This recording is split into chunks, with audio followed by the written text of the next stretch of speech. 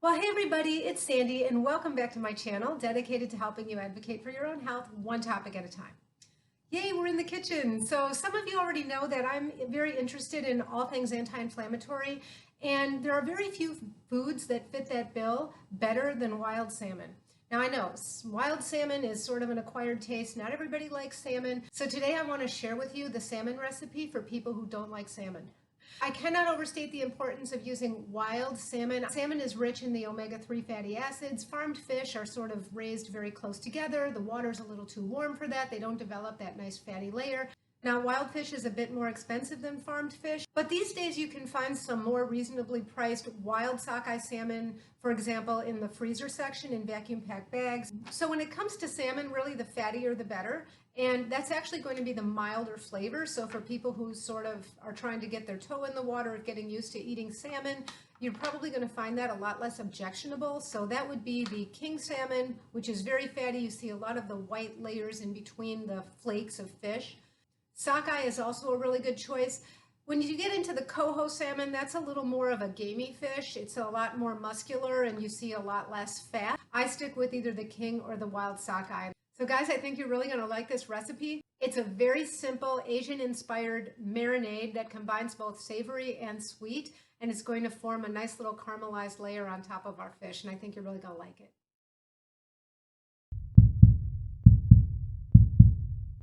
So here's everything we're going to need. I've got my fillets. I have three 6-ounce salmon fillets, but this is a marinade, so it's not really a proportional thing. It really has more to do with the surface area of the dish. You can make many more fillets probably without increasing the proportion of ingredients here. I start out with organic tamari. You can use soy sauce. Tamari is essentially a gluten-free soy sauce. Another option is coconut aminos. The coconut amino will be a little bit sweeter, but a better alternative for people who are trying to stay away from the soy. Toasted sesame oil. I use a little bit of maple syrup. You can use a little bit of brown sugar. Guys, I don't really like to add a lot of sugar to my diet, but really this is going to be the slightest bit of a sweetness in a marinade that's essentially going to be discarded. So my motto here is perfect is the enemy of good. Now, if you're using coconut aminos instead of the tamari, you could probably omit that sweet maple syrup because the coconut aminos have a certain sweetness to them anyway. And then a little bit of rice vinegar if you'd like. In addition to that, I'm also going to chop up some scallions and some fresh ginger that I'm going to saute to add to my marinade. This is an optional step. If you don't want to do all this, you could just add powdered ginger to your marinade and skip the scallions altogether. So I'm just going to start by putting together my simple marinade. So I've got a large measuring cup, and in it you're going to start with either your soy sauce, tamari, or coconut aminos. In my case, I've got a combination going here because I used up the last of a bottle of coconut aminos, and then I added my tamari just so I could get to 1/2 cup measure. And then to that, I'm going to add my sesame oil. That's about a tablespoon. My maple syrup, that's about 1/2 tablespoon. And my rice vinegar, and that's about a teaspoon. Whisk.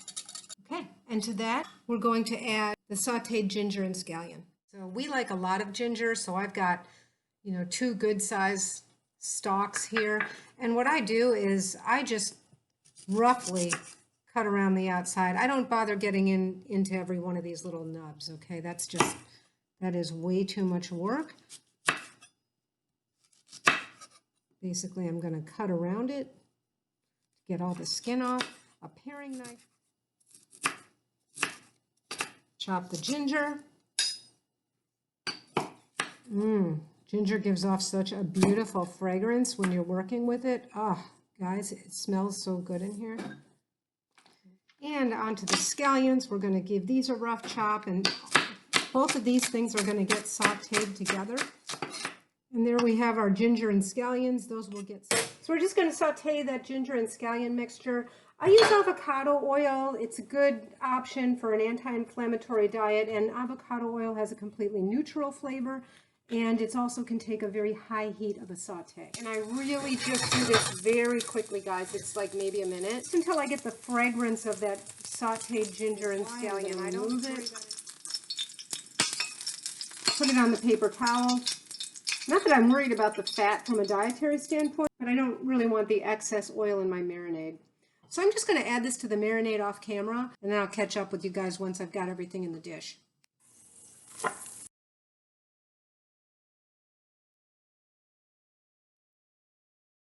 So what I've got here is a tray lined with some aluminum foil. That will make your life a lot easier after your fish is cooked. And you want to plan to take your fish out of the fridge about 15 minutes before you actually want to cook it. So I've just started preheating my oven to 425 degrees. I've positioned the rack into the upper third of the oven, and I'll even collect some of these bits of ginger and scallion that I had put in my marinade and place those on top of the individual fillets. We don't want to put the fish in the oven right out of the fridge. We need the temperature to come up just a little bit.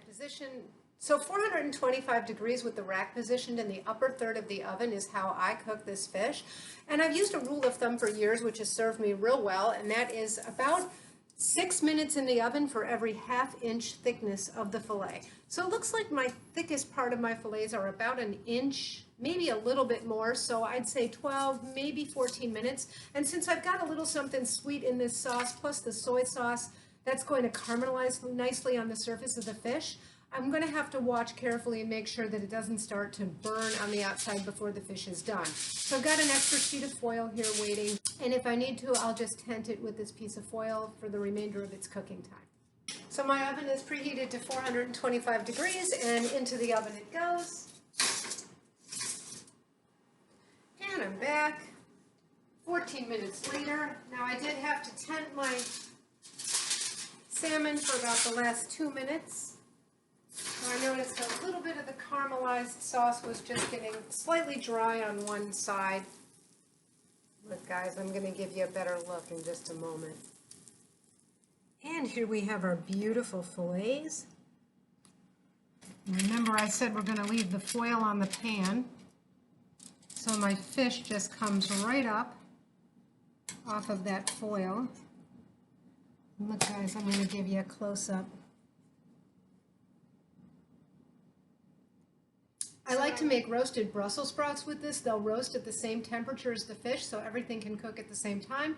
The roasting time on my veggies was usually about 30 minutes. So I'll put the veggies in around the time the fish comes out of the fridge to sit and wait on the counter for about 15 minutes. Halfway through the vegetable cooking, the fish goes in on the top rack, and 15 minutes later, I have dinner. Wow. I do want to give a quick shout out to Pam from In Pam's Kitchen. She was kind and generous enough to give me a few tips on how to get this video going. Of course, I think I need a little practice, but we're going to go eat. So I hope you guys will try this and enjoy it and let me know how you like it. And until next time, be well. Bye-bye.